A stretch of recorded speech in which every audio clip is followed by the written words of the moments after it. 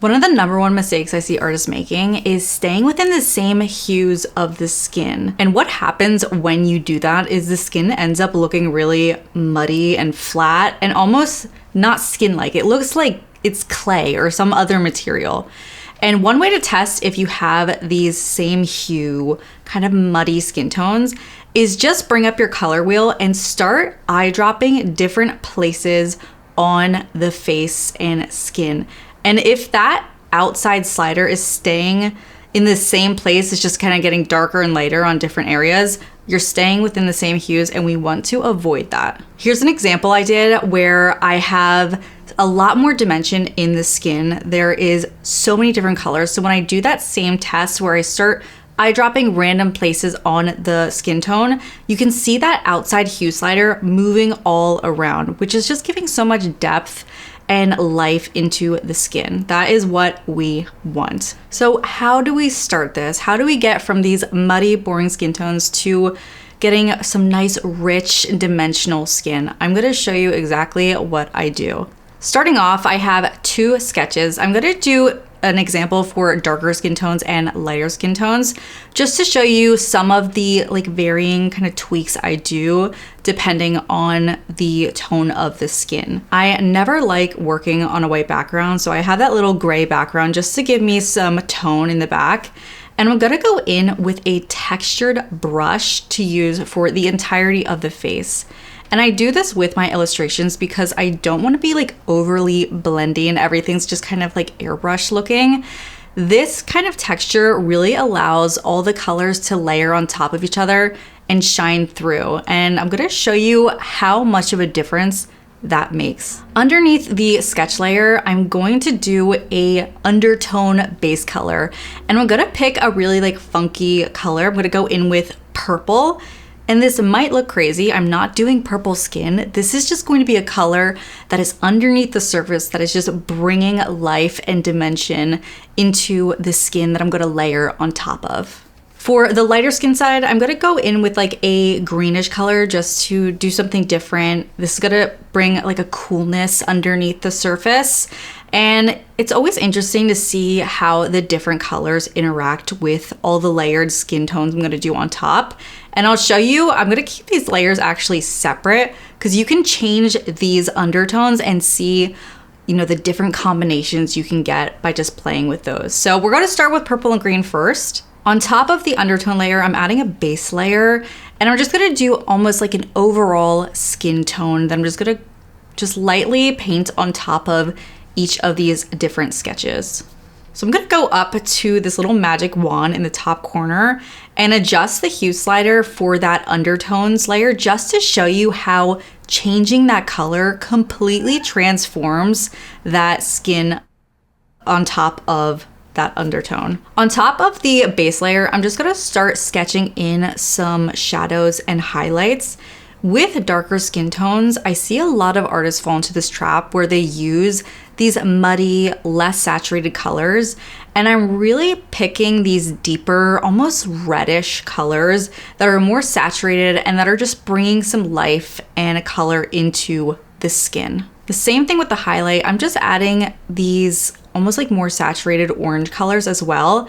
And with my own personal style and the way that I approach my painting, I go in pretty heavy-handed, and then I'll use the opacity on my layer and just kind of go back and forth, seeing how much I want the strength of that layer to be. So it looks a little crazy when I lay it down, but then I'll turn the opacity down and it just kind of melts on top of the layer that's underneath it. And just to show you, I'm changing that hue slider on those original undertones of the purple and green.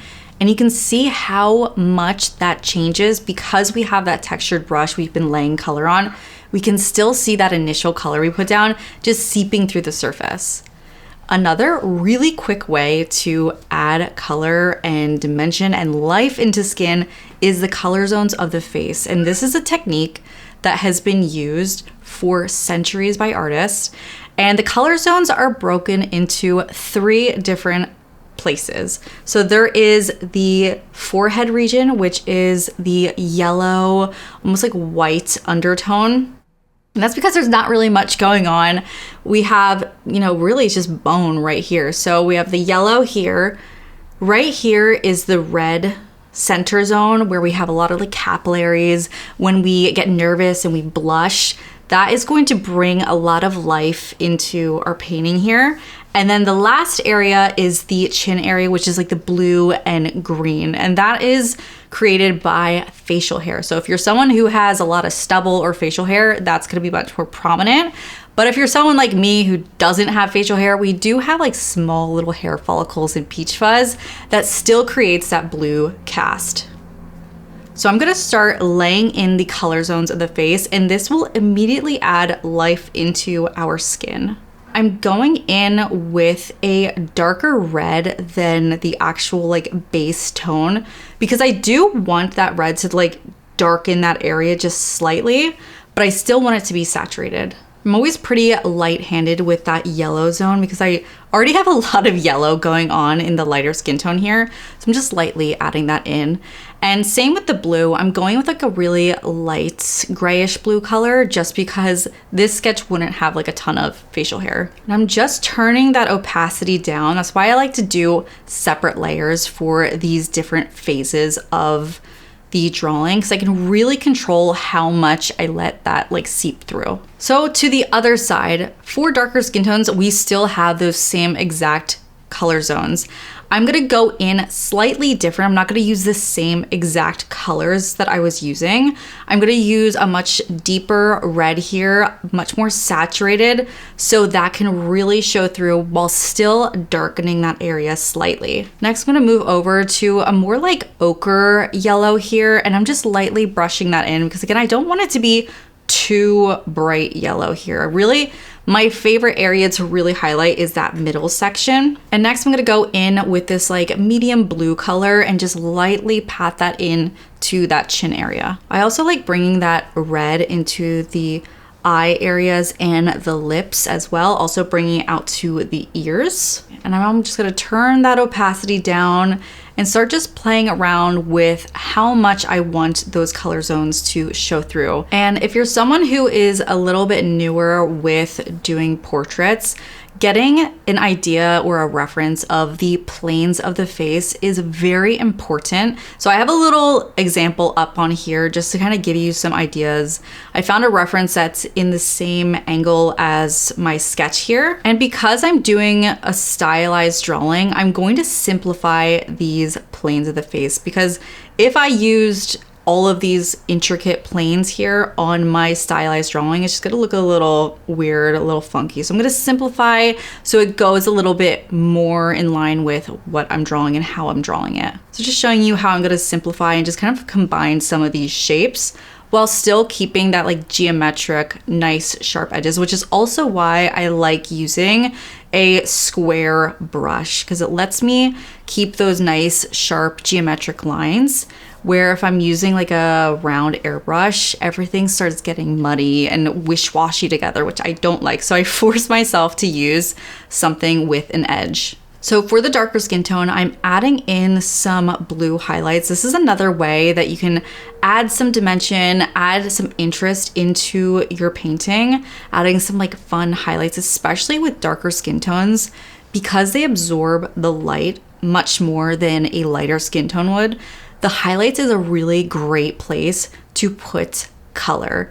Whereas with the lighter skin tones, you're gonna see a lot of that like bounce color in the shadows. And just to give you a little example of what I mean with how darker skin tones and lighter skin tones interact with light a little differently, the darker skin tones almost act more reflective with the way that they interact and absorb light. So we're getting a lot of that like color concentration in the highlights.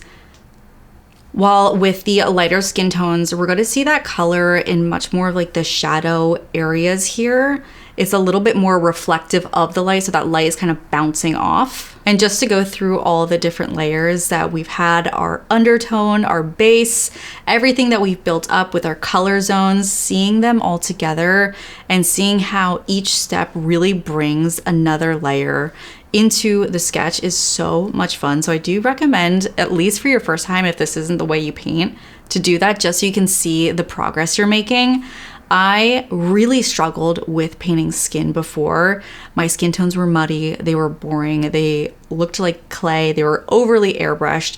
So using these tips of the color zones, making sure you're not staying in the same hues, thinking about light and how it interacts with the skin tones. Those are my quick tips on painting skin. I hope you enjoyed that. If there's any other quick tips you want to see from me, or if you've tried any of these in your own paintings, let me know in the comments below, and I will see you in the next one. Bye.